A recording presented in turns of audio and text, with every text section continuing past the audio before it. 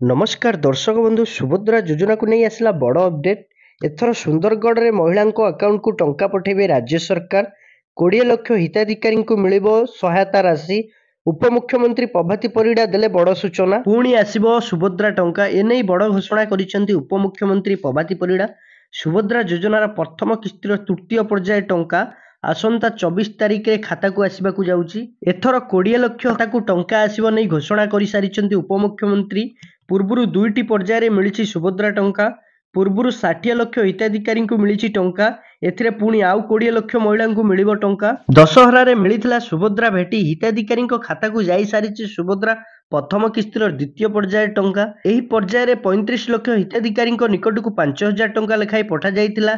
आउ एबे पुणी 20 लाख महिला को सुभद्रा टंका मिलवाक जाउची। तेबे पूर्व उपमुख्यमंत्री प्रभाती परिड़ा कहिथिले जे 60 लाख महिला को प्रथम किस्तिर सुभद्रा टंका पाई सारिचंती। जो माने योग्य हिताधिकारी सेमानक अकाउंट को टंका 24 तारिख रे जीवो। सुभद्रा योजनार आउ एक अपडेट आसीची। जदि 24 रे हिताधिकारी को टंका न आसे तेबे सेमाने कोन करिवे। तेबे अन्यपटे आउ एक अपडेट देइचंती उपमुख्यमंत्री प्रभाती परिड़ा। से कहिचंती एपर्यंत 2,67,000 सुभद्रा आवेदन रिजेक्ट होईची। विभिन्न त्रुटि कारणरू आवेदन पत्र रिजेक्ट होईची। अधिक सूचना पाई हिताधिकारी माने सरकार द्वारा जारी होइतिबा सुभद्रा पोर्टाल को जाई तांकर स्थिति जांच करि परिबे। नचेत परवर्ती किस्ती तारीख पर्यंत अपेक्षा करने पड़ो। सुभद्रा योजना को नहीं प्रतिदिन आसूची नुआ नुआ एक अपडेट। किछि महिला अकाउंट को टंका आसुथिबा बेले आउ किछि महिला अकाउंट को एपर्यंत टंका आसी नाही। सबुठु बड़ कथा हेउची प्रथम आवेदन करिथिबा महिला को सुभद्रा टंका आसी नथिबा बेले परे रजिस्ट्रेशन करिथिबा महिला माननकु मिली सारिछि टंका। एही भली परिस्थिति रे देखा जाइछि जेउटी गोटिए घरर सासु बहु एका संगे अप्लाई करिथिले किंतु बहुको अकाउंट को टंका आसीथिबा बेले सासुको अकाउंट को सुभद्रा टंका आसी नाही। तेबे सेमानक आगुरु टंका आसीबो कि नहीं से नहीं अनेक द्वंद्व अछंती। सुभद्रा टंका पुणी केबे मिलिबो से नहीं मध्य प्रश्न उठुची।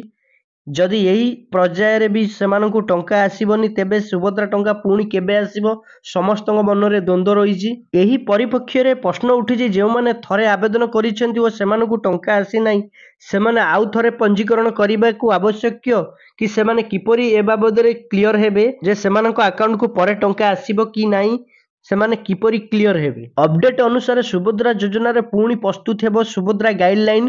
एनै उपमुख्यमंत्री प्रभाती परिड़ा बड़ सूचना देइचंती। अयोग्य हिताधिकारी को सामिल पाई गाइडलाइन आसीबो। वर्तमान सुधा 2,67,000 आवेदन होईची खारज लिस्ट उपरे बैठकर आलोचना। सेप्टेम्बर 17 पूर्व जनसेवा केन्द्र रे अप्लाई करिबा परे हिताधिकारी को ए रसीद प्रदान करा जाइतिला। जहा आधार सेमाने रजिस्ट्रेशन सफल होईची बोली स्पष्ट होई जाइतिला। किंतु दुईटी पर्यायर सेमानक पाखकु टंका आसी नथिला। एबे सेमानक द्वितीय रजिस्ट्रेशन करिबा जरूरी कि प्रश्न उठैचंती महिला। तेबे उपमुख्यमंत्री अपडेट पर सेमानक द्वितीय थर पंजीकरण करिबा आवश्यकता नाही। आपण मानकर एप्लिकेशन सरकार को पाखरे विचाराधीन अवस्था रे रहिची। एही परि नुवा गाइडलाइन आसीबा परे समस्त को टंका मिलिबो। किछि हिताधिकारी आवेदन खारज होइतिबा बेले मध्य पुणी तरे विचार करा जिवो। तेणु द्वितीय थर रजिस्ट्रेशन कले कौनसी फायदा नाही। सुभद्रा योजनार जा किछि अपडेट थिला आपण मानकु ए वीडियो माध्यम रे जणैछु। वीडियोटी भलो लागितले वीडियोटी को लाइक करिवे, कमेंट करिवे, शेयर करिवे, चैनल को सब्सक्राइब करिवे।